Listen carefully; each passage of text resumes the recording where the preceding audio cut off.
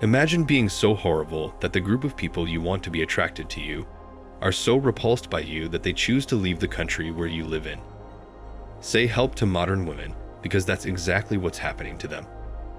Men are choosing to go their own way and are choosing to seek more traditional women in other countries because Western society doesn't allow men to be masculine anymore. Western women are intimidated by this because they know if men find more traditional women in the East, then there won't be any high-value men left in the West for these women to date and marry. Unless these women realize what is happening, they will soon be left without any men who would want to be with them. What is it about Western women that repulses men so much that they choose to visit and live in foreign countries? Is it the rise of anti-male woke feminist women who only want to live off of men's wealth and resources? Or is it just because men are so sick of Western women that they are choosing to ignore them, not date them at all, and try their luck with Eastern women and women from other nations just so they can live a normal life where gender roles are more traditional? And by traditional, I mean where society is okay with men being providers and women being homemakers and nurturers of families and mothers to their children without the need to step into society to take on men's roles. Let's find out. Men don't agree with Western values and women. Western women are not what they used to be. We all know it. A typical modern Western woman is someone who feels entitled to a man's lifelong dedication to her, to his wealth, and to his resources.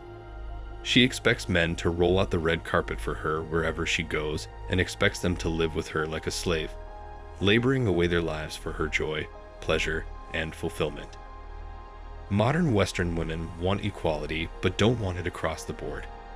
They just want equality where it suits them. For example, these women want to be CEOs, government leaders, and key decision makers in large organizations, and feminist groups will advocate for their right to these positions and to receive equal pay because they believe men dominate all spheres of life. However, men don't dominate all spheres of life. There are many fields and professions which are overwhelmingly majority females, such as nurses and primary school teachers. Western women take men for granted. Since most Western women are incredibly entitled, they take men for granted and expect men to live their lives, sacrificing everything for the sake of women, and not receive anything in return. While men bring everything to the table, women only expect men to do their part and more, without bringing anything to the table themselves. Apart from physical intimacy, there's not much that Western women can do. They don't want to have children in their prime. They'd rather waste their prime and most fertile years partying and sleeping around with other men. They'd rather spend that time chasing corporate careers and climbing corporate ladders. But when they realize they're nearing their biological clock, they suddenly want the same men they used to reject in their 20s and expect them to be available for marriage. That's when they realize those same men who focus on their lives with a purpose are already married and happily living with their families. So that's two major reasons why men venture to the East to find women who have more substance. Women in other countries are happy being feminine. Compared to women in the West, who are increasingly adopting masculine traits and values, women in the East are traditionally more feminine. That means they're very happy being women, and accept that being a woman means being a partner in a relationship with a man who will provide for her, while she raises their children and makes a comfortable home for the family to live their lives. For Western men, this is something that they can no longer get in their countries, such as in the United States, Canada, Great Britain, Australia, and some parts of Europe. Men are not discouraged from being masculine in other countries. This is an important part for men. Men thrive when they are aligned with their inner masculinity. They thrive when they are building stuff. They thrive when they are living a life of purpose and meaning. They thrive when they are leaders and providers of financial, physical, and emotional security to women and children. Unfortunately, this is something they can no longer achieve in Western societies because Western societies don't allow men to be masculine anymore. Western societies label masculinity as something that is toxic and something that basically overshadows women and represses women in societies, which is just not the case. Men find more traditional women abroad. Men are fleeing countries to find the right women abroad. This isn't surprising because the women in their countries are constantly complaining about how they're just not good enough, no matter what they do. So much so that the men feel they'd be better off taking a dive into the dating pool of other countries. Their high and far-reaching standards and plain prejudice against men are driving many to move to other countries.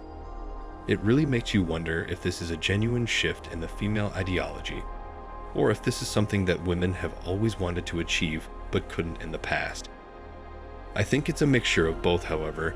I really do think that this is something that women, deep down, have always wanted.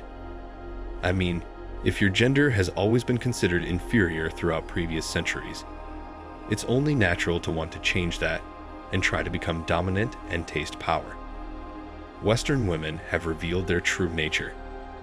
I think it's true women treat the men they think are inferior like garbage and are subservient to the ones they think are high value until they become equals, and then they treat them poorly to get an ego massage. This is what I believe is the true and raw nature of women. It just explains why in most Western societies today, modern women negate traditional gender roles where men are leaders and women follow their lead. For them, being aligned with their feminine side is akin to oppression, and they celebrate when other women go against their nature and instead adopt masculine attributes to dominate men. Are they following the ways of modern women, or are they doing what they wanted to do and become all along this time? They're intimidated by men going to other countries. It all boils down to this. The ideology of the modern woman ideally works for them from the time when they're in their teens to the mid-20s at the most, especially in terms of financial success. If they're ambitious and want a career without wanting to settle down with a man or have a family, then this ideology works for them perfectly. But if they want to start a family, then this ideology goes against the way they want to spend the rest of their lives. And that's where the problems start. They realize they can't have everything. And that's when they start blaming men for everything that goes wrong with their lives. So when things aren't going exactly the way women want them to go, in terms of career, relationships, and life overall, they want the equation to magically solve itself. Women aren't programmed to see themselves live through old age alone.